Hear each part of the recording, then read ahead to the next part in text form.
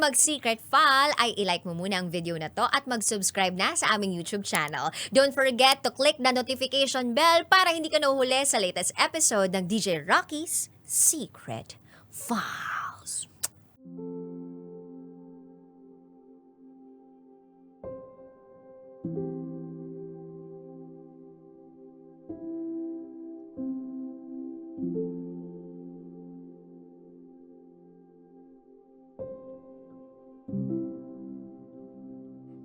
Marami ang nagsasabi na napakaswerte ko dahil ang napangasawa ko ay mabait, maalaga, responsable, at palaging nagpaparamdam ng kanyang pagmamahal.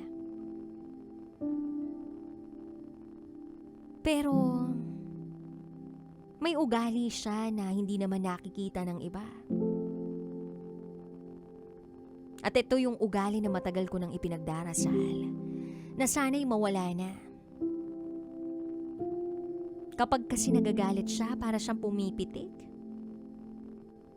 May mga pagkakataong tinatakot niya ako, naiiwan niya ako sa gitna ng kalsada kapag nag-aaway kami.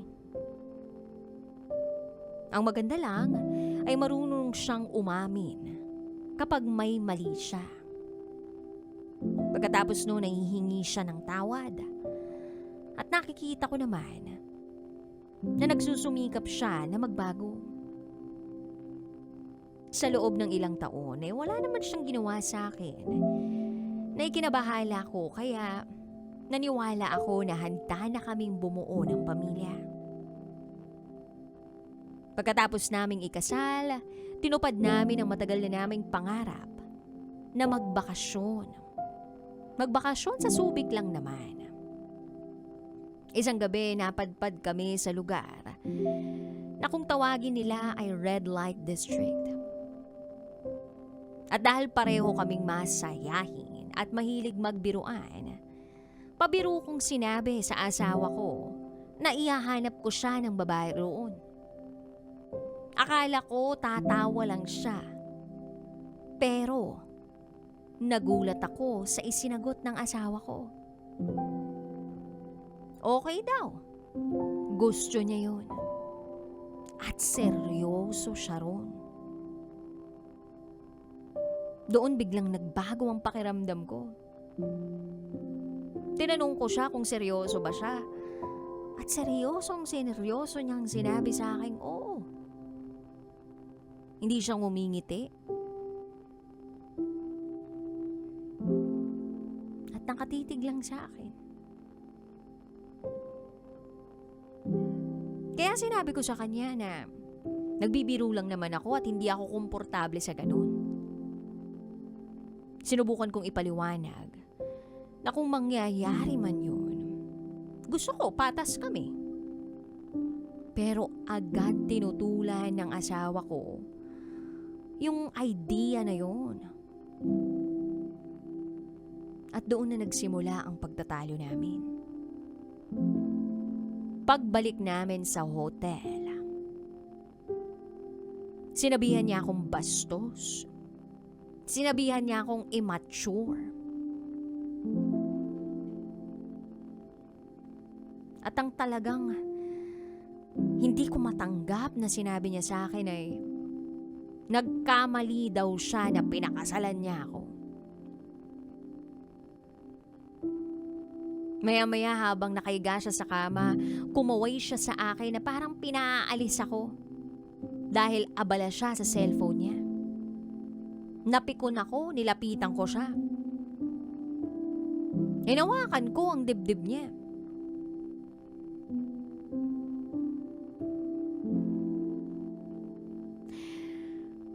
At doon ay nagkaroon kami ng komosyon. Sabi ko, hindi ako bastos. Kaya naisip ko, lalabas na lang ako ng kwarto para pareho kaming kumalma. Nakakabit sa cellphone niya yung keycard ng hotel. Kaya kinuha ko yun. Nang sa gayon, makalabas ako kahit sandali.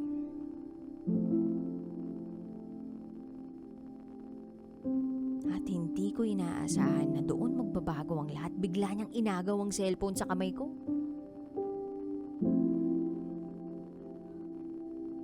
At dahil nakakabit sa likod nito ang wallet case, naiwan sa akin yung lalagyan ng susi. Habang pilit ko pa itong binubuksan, bigla niya akong sinugod. Itinulak niya ako ng malakas hanggang sa tumama ang ulo ko sa pader. Hinawakan niya ang braso ko. Ibinagsak niya ako sa kama. At saka niya ako pinatungan. Habang pilit niyang inaagaw ang hawak ko. Sa sobrang takot ko, DJ Rocky at DJ Jello, napasigaw ako ng malakas. Pero, mas lalo akong nanginig. Nang takpan ng asawa ko ang bibig ko. Nang sa gayon ay walang makarinig sa sigaw ko.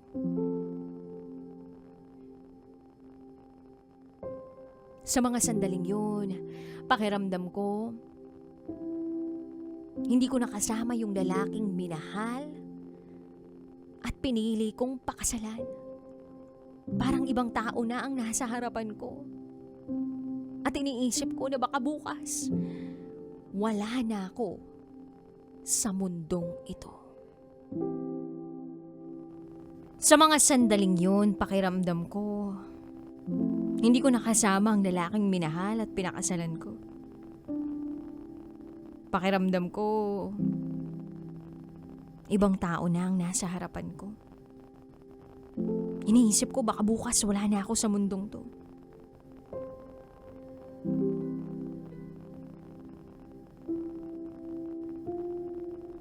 Maya-maya ay inihagis niya ang susi sa kama at kalmado niyang sinabi na pwede na akong umalis. Yung bang parang wala lang sa kanyang lahat. Yung bang parang wala siyang nagawang mali sa akin, na wala siyang ginawang pananakit sa akin. Lumabas ako ng hotel habang umiiyak. Naupo lang ako sa labas ng ilang oras. At may mga taong lumalapit para tanungin kung okay lang ba ako. Tumatango lang naman ako habang umiiyak. Hindi ko mapigilan yung sarili ko eh. Nandun yung gulat, nandun yung takot, nandun yung nagtatanong ako sa sarili ko kung tama ba yung naging desisyon ko. Maya-maya ay nag-ring ang cellphone ko. Sinagot ko ang tawag niya.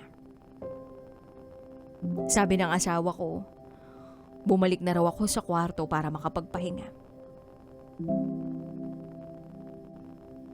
Doon ay bumuhos ang emosyon ko. Sabi ko, sinaktan mo ko. At ang sagot niya sa akin, hindi raw yun matatawag na pananakit. Sa loob-loob ko parang mas inalala pa ng asawa ko yung salitang ginamit ko kesa sa takot na idinulot niya sa akin. Simula noon, DJ Rocky at DJ Jello, hindi na nawala yung takot ko. Humingi naman siya ng tawad sa akin. Sinabi niya na gagawin niya ang lahat para maibalik ang tiwala ko. Para maging ligtas uli ang pakiramdam ko sa piling niya. Pero sa tuwing magkatabi kami sa kama, bumabalik yung alaala ko sa isip ko. Bumabalik yung gabing itinulak niya ako at tinakpan ang bibig ko habang sumisigaw ako. Kaya hindi ko na alam kung kaya ko pa bang magtiwala. At napapatanong ako, kung ligtas ba na bumuo pa kami ng pamilya? Ligtas ba na bumuo ng pamilya kasama itong taong to na minsang nagpakita ng ganong klase ng galit? Hanggang ngayon wala akong pinagsasabihan ng naranasan ko sa poder ng mister ko. Nahihiya ako na malaman ng pamilya ko at ng mga kaibigan ko ang nangyari. Dahil ilang buwan pa lang naman, simula nang ikasal kami. Natatakot ako na husgahan nila ang asawa ko.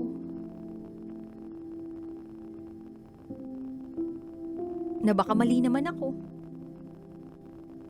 Na baka nabigla lang siya sa mga nangyari. Pero nandun din yung takot ko.